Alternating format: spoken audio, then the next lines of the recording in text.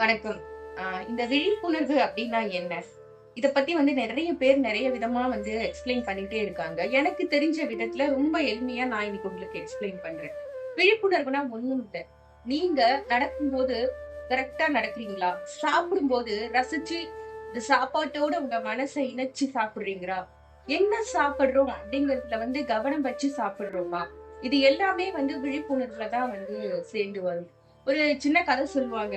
ஒரு புத்த துறவி கிட்ட போய் விழிப்புணர்வுனா என்ன அப்படின்னு ஒரு சாதாரண மனிதர் காமன் மேன் போய் கேள்வி கேட்டாராம். அதுக்கு அந்த புத்த துறவி என்ன சொன்னாரு அப்படின்னா, நான் சாப்பிடும்போது சாப்பிடுவேன், தூங்கும்போது தூங்கிடுவேன், நடக்கும்போது நடப்பேன், சிரிக்கும்போது சிரிப்பேன், அழுகும்போது அழுவேன் அப்படின்னு சொன்னாராம். அந்த காமன் மேனுக்கு ஒண்ணுமே புரியலையாம். அந்த காமன் மேன் மாதிரி தான் நம்மளும். நமக்கும் எடுத்ததும் விழிப்புணர்வுனா என்னன்னு புரியாது. பிரசன்ட் மொமெண்ட் நம்ம மனசு எப்போ பிரசன்ட் மொமெண்ட்ல இருக்குதோ அதுதான் விழிப்புணர்வு.